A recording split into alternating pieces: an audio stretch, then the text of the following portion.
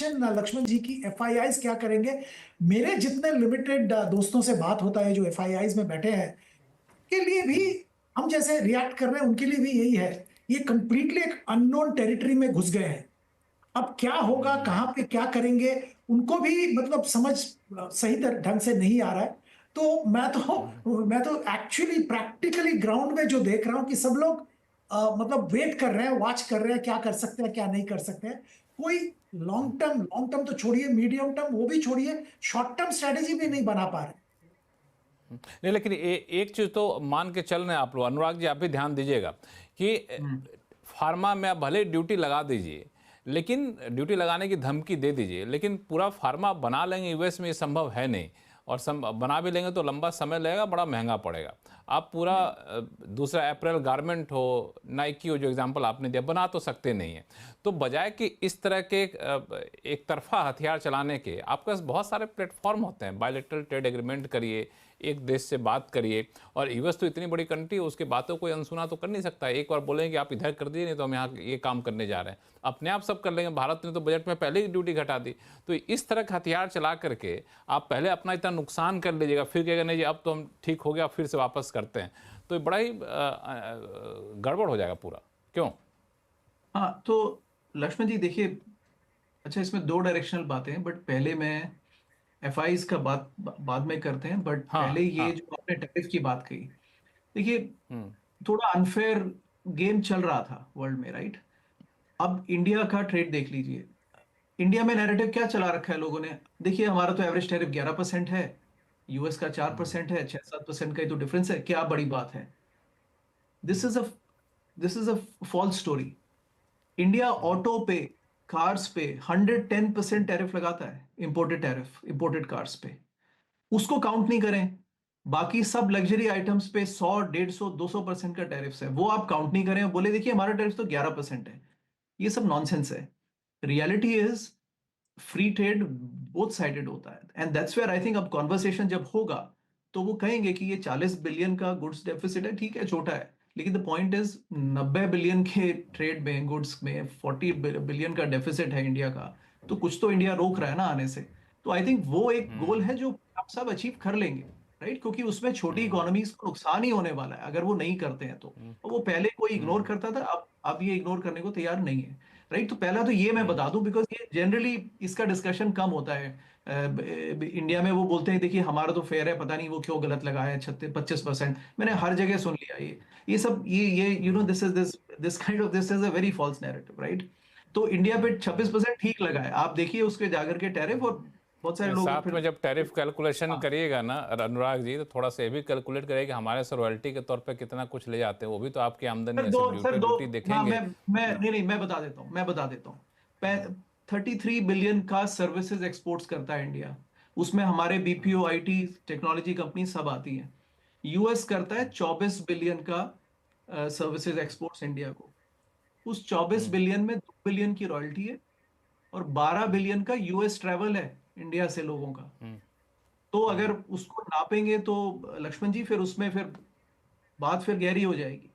I am telling you. बात ठीक है, चलिए इसमें हम लोग हाँ नहीं तो जाएंगे, क्योंकि हम मतलब लोग फिर हाँ मुद्दे हाँ, से भटक तो जाएंगे। अब मुद्दा मैं ये है सिर्फ वही मेन कह रहा कि हूँ। नहीं नहीं, एफआईज क्या करेगा। मैं सिर्फ मुद्दा इतना रख रहा हूँ कि वो फॉल्स नैरेटिव चलाने की जरूरत नहीं है कि 26% उन्होंने बेमतलब में लगा दिया। India is notoriously high tariff country, सबको पता है, किसको नहीं पता, ये एवरीबडी नोज दिस, राइट? तो वो बैलेंस करना पड़ेगा, थोड़ा गिव अवे है वो देना पड़ेगा, right? That's why it's, Manish ji ने कहा कि ये इमर्जिंग कंट्रीज के लिए नुकसान है इसमें। एफआईज का सिंपल देखिए इक्वेशन नहीं पता, लेकिन एफआईज के लिए बड़ा मेजर डिसीजन पॉइंट है। जैसा जो मनीष जी ने कहा कि यूएस डॉलर वीकन होता है, स्ट्रेंथन होता है। अभी तो वीकन इसलिए हो रहा है because people are saying that economy recession में चली जाएगी, तो वीकन हो जाएगा, राइट?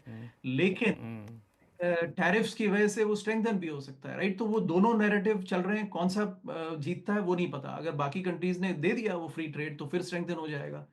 अभी यूरोपियन यूनियन को का सपोर्ट हट गया। अब देखिए हम यूक्रेन वॉर और ये सब की बात ही नहीं कर रहे हैं। That is a good outcome at least कि वो war is now behind us, right? Europe में इन्वेस्ट करना है, चाइना में इन्वेस्ट करना है, यूएस में इन्वेस्ट करना है, या इमर्जिंग मार्केट्स में ओवरवेट होना है?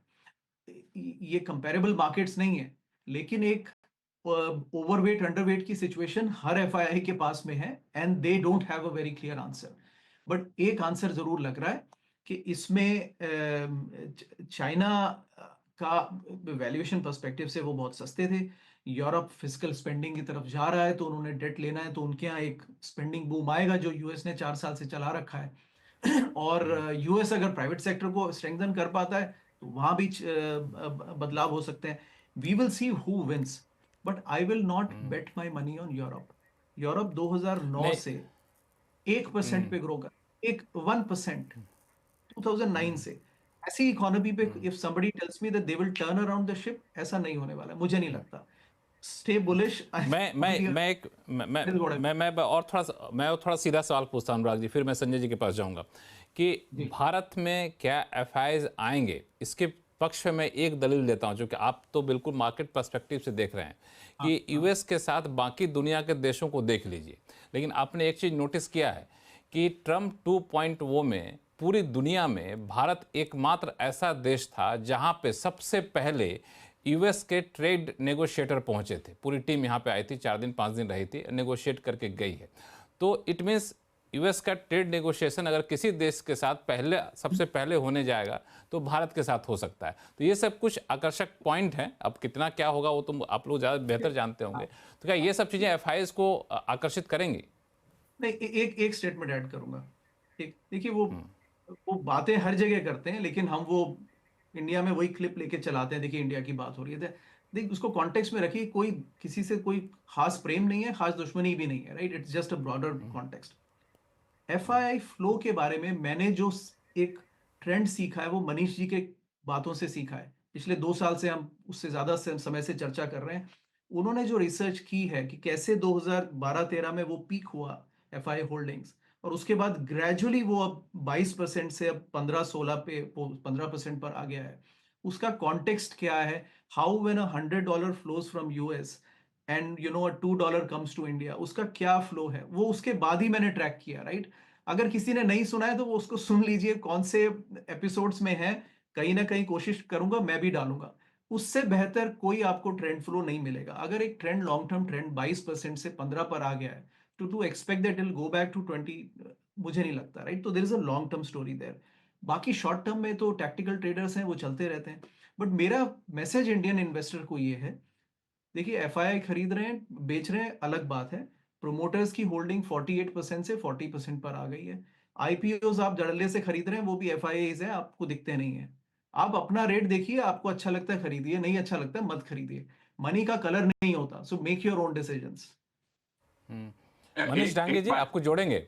मैं नहीं, एक्चुअली क्या है सर, ये हमारे से कुछ खास मोहब्बत नहीं है, जैसा अनुराग ने बताया यूएस की। हमारी वो क्लिप हम चलाएंगे क्योंकि हम तो चलाएंगे ही ना कि हम ही से प्यार है उनको।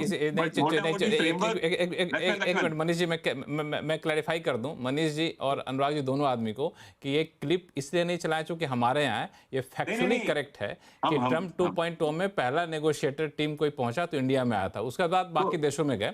अब क्या होगा क्या नहीं होगा तो बात की बात है, चूंकि नेगोशिएशन काफी बिल्कुल। Anyway. मैं ये बताना चाह रहा हूँ कि देखो हर चीज को सॉल्व करने का, जब सामने वाला बंदा साम दाम दंड भेद चारों लगा रहा है, हमारे देश के साथ साम के साथ है, क्योंकि मोदी जी और ट्रम्प की मोहब्बत है थोड़ी। दाम जो है वो मेक्सिको और कनाडा के साथ में, थोड़ा तू ले थोड़ा मैं लेता हूँ, लैटम्स के साथ में।